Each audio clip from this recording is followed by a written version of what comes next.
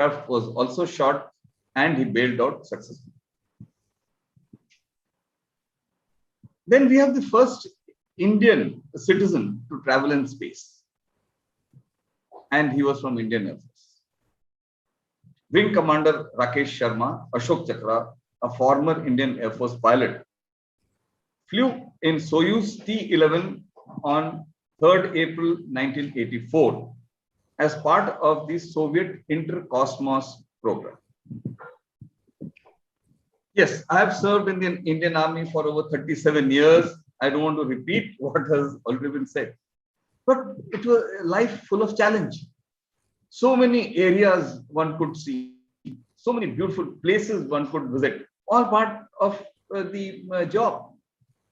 And Siachen Glacier, if you were thirsty and you wanted to drink water, you have to first melt ice to quench your thirst, because the average temperature is less than -50 degrees.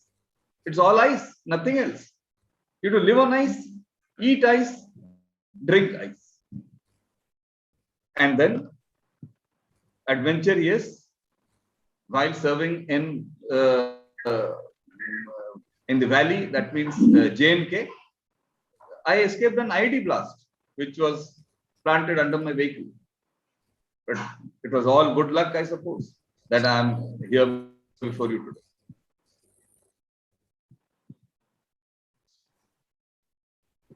You all students of Sarala, Birla, Gyan, Jyoti must have resolved कि कुछ करके दिखाना है, कुछ बन के दिखाना. You all have various options before you, but all those who like challenges, adventure, joining armed forces is probably the best option. All adventure sports, whether in air, land or sea, is available to you as part of the training or is absolutely free. A lot of importance is given to the sports activities. You must have heard that Neeraj Chopra, the Tokyo Olympic Games javelin thrower, is from the army. Now, I'll give a brief introduction to how you young boys and girls can join the Indian Army or the Indian Armed Forces. You can join at a undergraduate level or at a postgraduate level. Girls, however, can join only the medical profession or as nursing officers by joining the AFMC or the nursing colleges. And at the graduation level, both girls and boys, they can join in any of these, most of these streams. I can't say any of these streams, in most of these streams.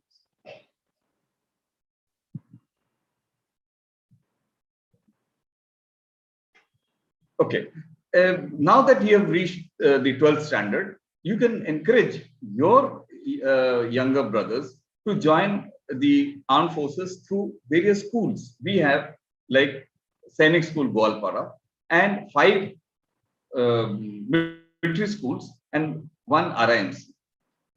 From there, they will be trained well to be a good army soldier or a defense soldier. And however, you have to appear for the written exam and thereafter the SSB, and then there is a merit list, and then you can join the armed forces. It is tough, mind you, but if you have it in you, you can do it. There is so much to say, but then I'll just restrict by saying at the end that whatever I saw till now, the lovely programs presented by the young students, and there's more to follow, which I'll be keenly watching. And I suppose I have been probably able to motivate some of you to join this noble profession of the armed forces. Thank you, Jai. Thank you so much, sir. Thank you so much. Thank you, sir, for your motivating and inspiring speech. I'm sure some of us will consider joining the armed forces. Music is commonly regarded as a universal language, and yet it is also through music that the fiercest of nationalistic sentiments and inspirations for protest and rebellion have been expressed. As a unifying force, music has frequently been used in the quest to establish a national identity, as well as to emphasize social and political beliefs and promote particular agendas. Now, Priyanshi will lead us into the magical journey of musical nationalism through her multi-instrumental performance on the guitar, piano, and clapbox cajon.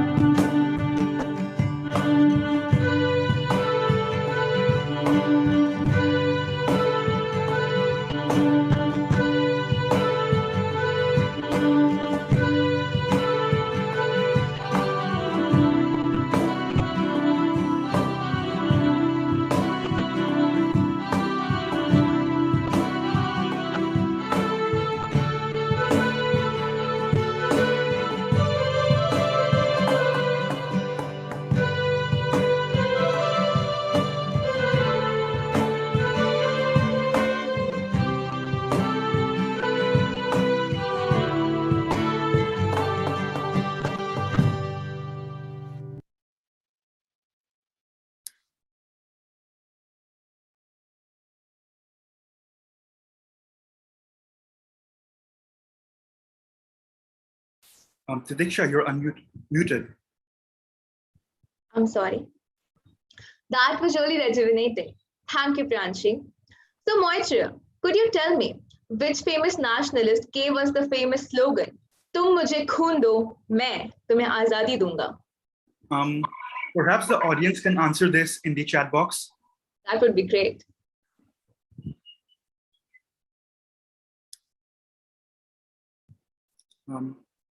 Can we have some responses? Or else we'll declare the answers. Yes, Harshav Agarwal. Yes, it is Netaji Subhash Chandra Bose.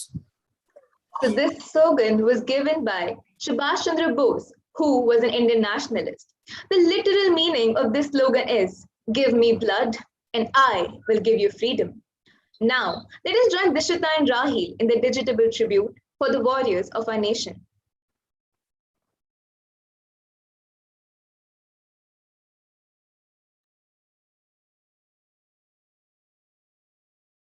Vallabhbhai Patel, by name Sardar Patel, was an eminent Indian barrister and statesman. He was one of the prominent leaders of the Indian National Congress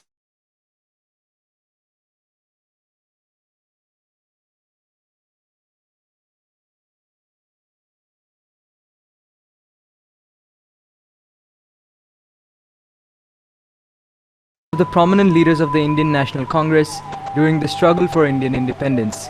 During the first 3 years of Indian independence after 1947, he served as the Deputy Prime Minister, Minister of Home Affairs, Minister of Information, and Minister of States. He emphasized the need to foster Indian self-reliance and self-confidence and guided the integration of princely states with the Indian Union. His commitment to national integration in the newly independent country was total and uncompromising, earning him the sobriquet Iron Man of India. Rani Gaiden Layu. She was a Rongmei Naga spiritual and political leader who revolted against an armed resistance against the British authority. She joined the Horaka religious movement, and this movement later turned into a political movement seeking to drive out the British from Manipur and surrounding Naga areas. Gaindinliu was arrested in 1932 at the age of 16 and was sentenced to life imprisonment by the British rulers. She linked her spiritual role as the leader of the socio-religious movement to her role as a nationalist and constantly evoked Mahatma Gandhi's efforts at the national level to inspire her people to rebel against the British. Vinoba Bhave was an Indian advocate of non-violence and human rights. Often called Acharya, he is best known for the Bhudan movement. He is considered as a national teacher of India and the spiritual successor of Mahatma Gandhi. He was an eminent philosopher and was associated with Mahatma Gandhi in the Indian independence movement. His involvement in Gandhi's constructive programs related to khadi, sanitation, and hygiene are noteworthy. Khudiram Bose was the youngest revolutionary freedom fighter who opposed the British Raj in India. He was executed on August 11, 1908 for his role in the Muzaffarpur conspiracy case. Bose, along with another freedom fighter, Prafulla Chakki, tried to assassinate British judge Douglas Kingsford. The bombs did not hit the judge's carriage, but hit a different one, leading to the death of 2 others. Khudiram Bose was arrested and later he was sentenced to death. He was only 18 years old when he was hanged at the Muzaffarpur jail. Thank you, Dishita, for the wonderful art, and thank you, Rahil, for voicing the video. We have with us Professor Arup Jyoti Saikia. Arup Jyoti Saikia is Professor of History in the Department of Humanities and Social Sciences at the Indian Institute of Technology, Guwahati. A postdoctoral fellow of Yale University, he has held visiting fellow positions at Cambridge University, University of London, Indian Institute of Advanced Studies, Shimla, and University of Calcutta. His published works include The Unquiet River, An Environmental History of the Brahmaputra, which got the honorable mention for the Ananda Kentish Kumaraswamy Book Prize in 2021. Forests and Ecological History of Assam, 1826 to 2000, and A Century of Protest, Peasant Politics in Assam since 1900, for which he got the Srikant Datta Memorial Book Award from the Nehru Memorial and Library, New Delhi. Professor Saikia has been awarded the New India Foundation Fellowship to write a book on Assam's history after 1947. Now, I would like to request our guest, Professor Arup Jyoti Saikia, to share a few words. Thank you, Maitra, for such a beautiful introduction, but I don't deserve that.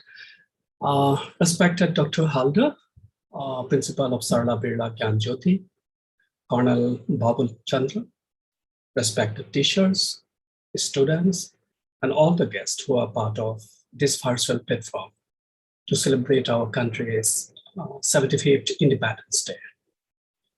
It is a day to which all Indians actually look forward to. I would like to congratulate all of you for being part of this really important and sacred moment, truly, for our nation. We are truly proud of this momentous occasion. We should be also proud of Sarala Birla, its students, because the way the school functions, it has been building new human resources for the next century.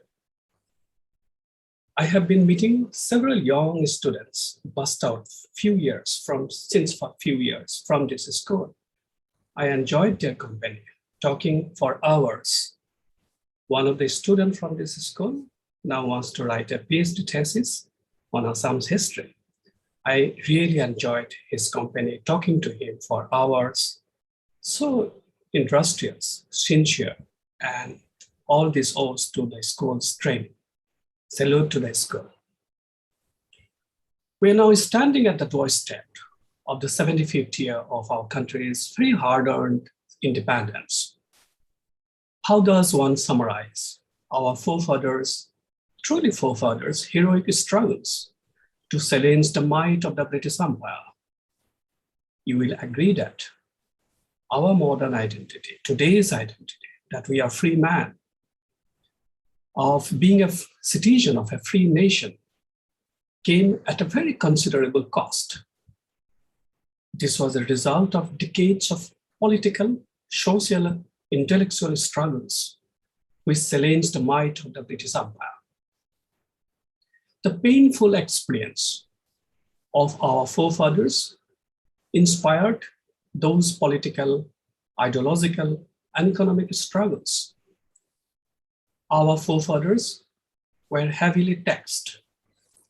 They were forced to cultivate crops against their will.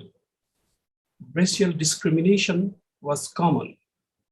At the same time, no one will deny that some expected lines of positive development from colonial rule was also there. But at least from the 1920s, Indian masses, our forefathers, followed Gandhi's leadership.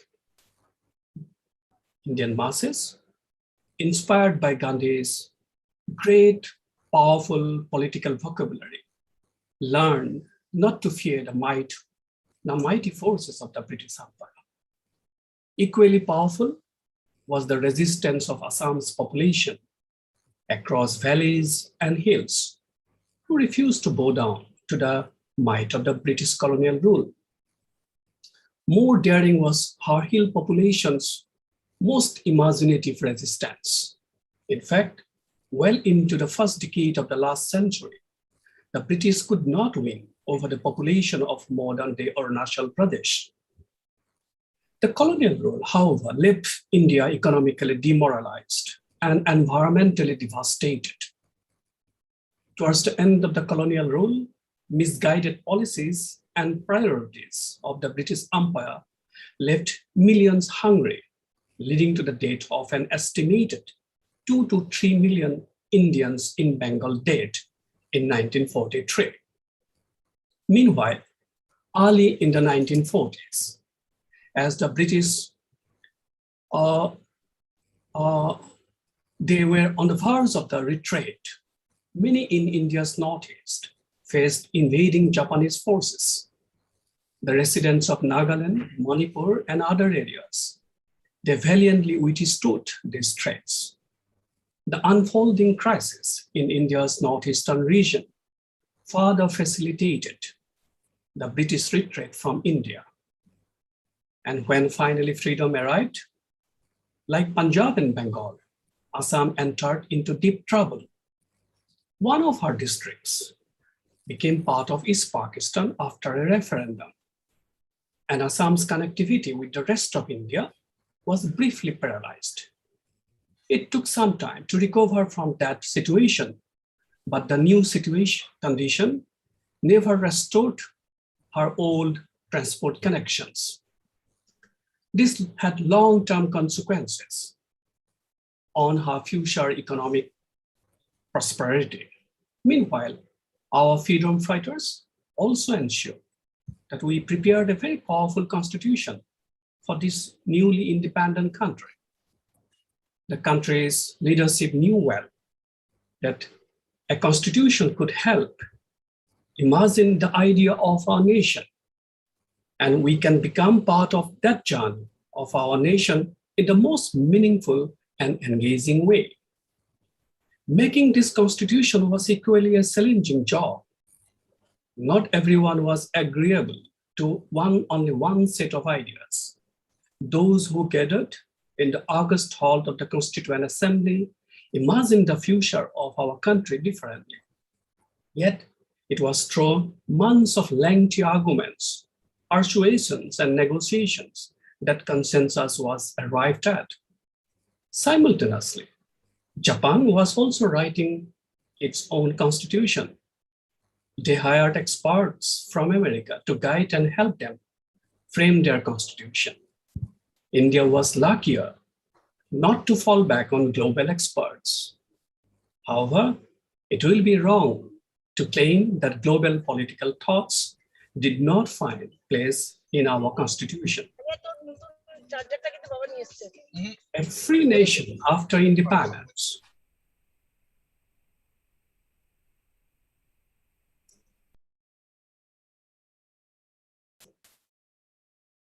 a free nation after independence and adoption of a constitution for democratic India also meant many challenges ahead.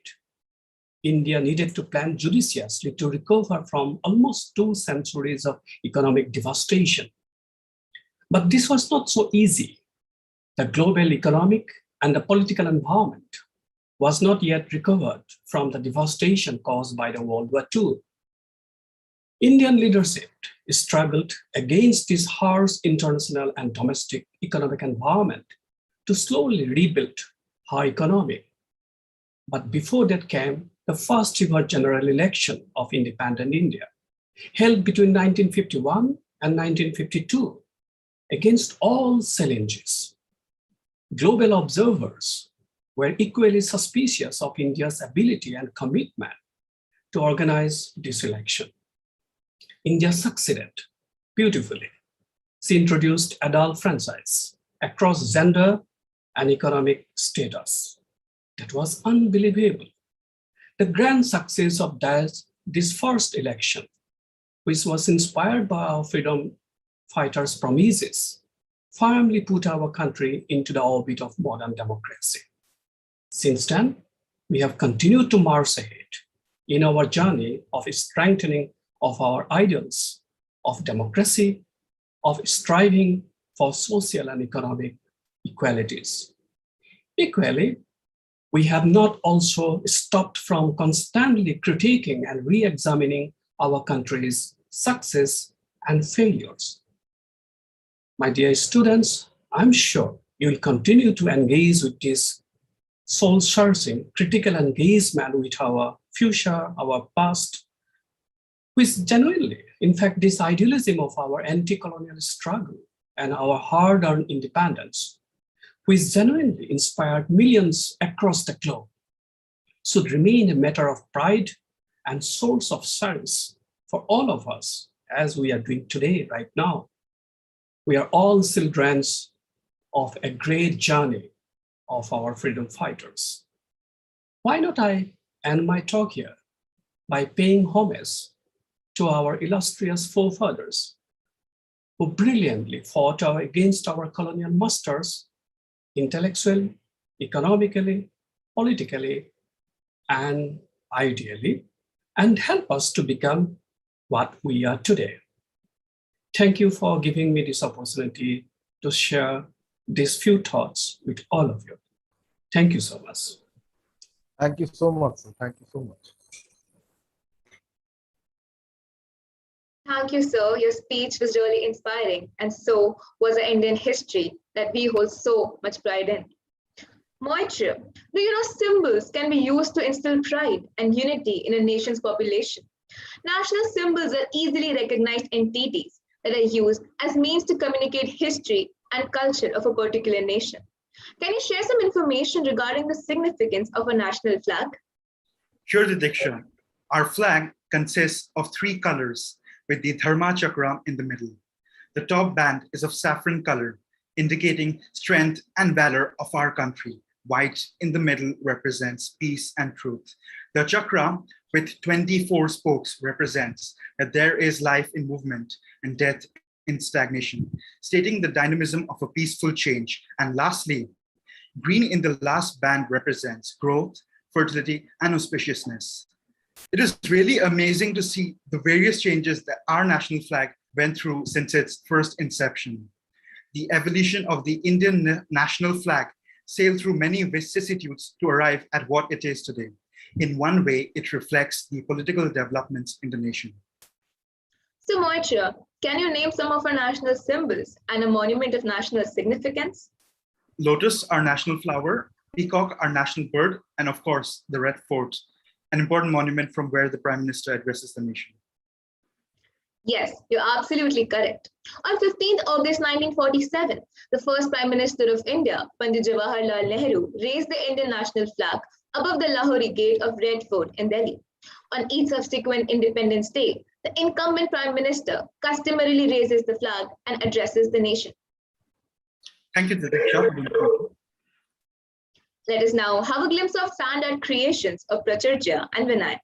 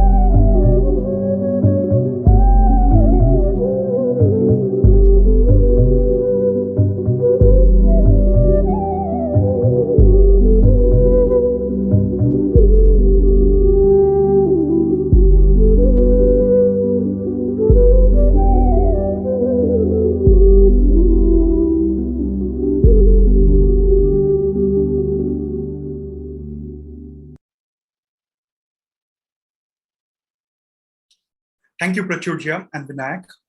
Now, I would like to invite our principal, Dr. Digonto Halda, to address the gathering. Very good evening, all of you. Once again, wish you a very happy Independence Day. First of all, let me thank Colonel Chandra and Professor Sakya, who spared their very valuable time and decided to be with us. And they were so inspiring. In fact, Colonel Chandra, I had this privilege of having led a school which is looked after by the armed forces.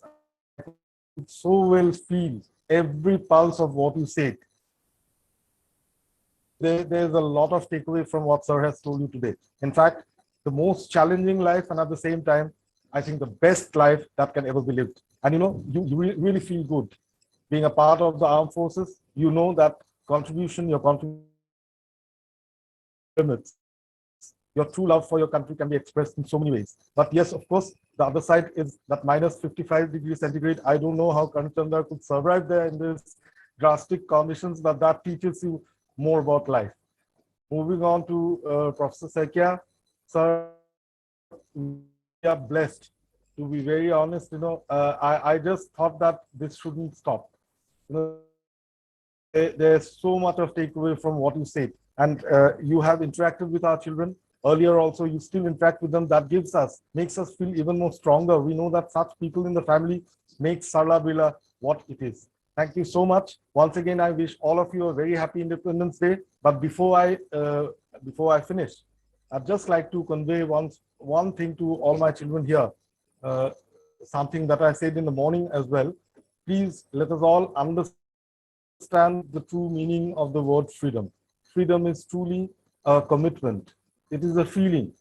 It is a commitment towards a country. Those million souls who gave up their lives, that tremendous bloodshed at the cost of which today we are living such a beautiful life needs to be respected. Every moment of our lives, we must think of them, and whatever we do for our country, we should always remember one thing, that it is not only our own existence which we have to think about. We have to think about India as a superpower tomorrow. And a superpower, in my terms, is not a country that is armed with missiles and scares other countries, other nations. A superpower is a country that actually has the power to change the world, in the sense that it has the power to change this whole world into a zone of peace. And that is what India can certainly achieve. We Indians can. Thank you so much. This is a scintillating program. Thanks to all those children and the teachers who've put in so much of efforts. You know, I don't think I've seen such a beautiful program ever in my life. That too online. Thank you once again. Thank you so much, sir. Your words were really inspiring. Now, I would like to request our head girl, Tia Jain, to deliver the vote of thanks. Thank you, Tatiksha.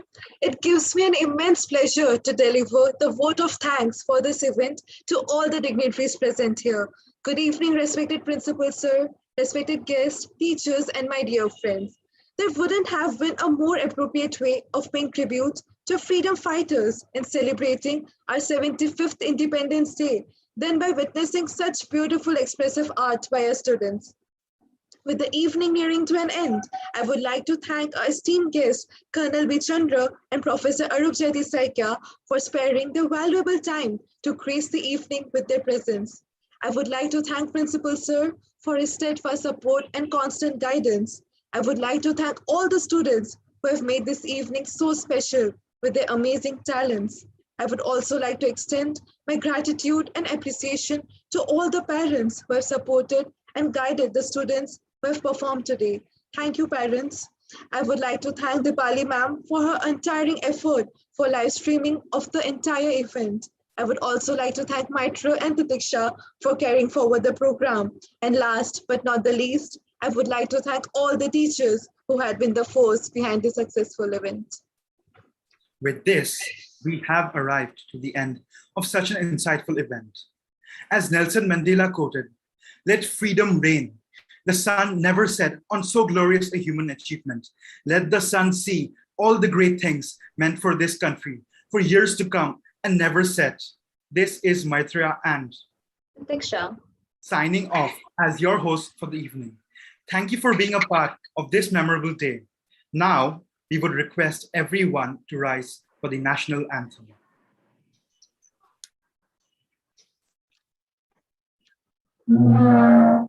जनगण मन अधिनायक जय हे भारत भाग्य विधाता पंजाब सिंध गुजरात मराठा द्राविड उत्कल बंगा विंध्य हिमाचल यमुना गंगा उज्जल जलधि तरंगा तव शुभ नामे जागे तव शुभ आशीष मागे गाहे तव जय गाथा जन गण मंगलदायक जय हे भारत भाग्य विधाता जय हे जय हे जय हे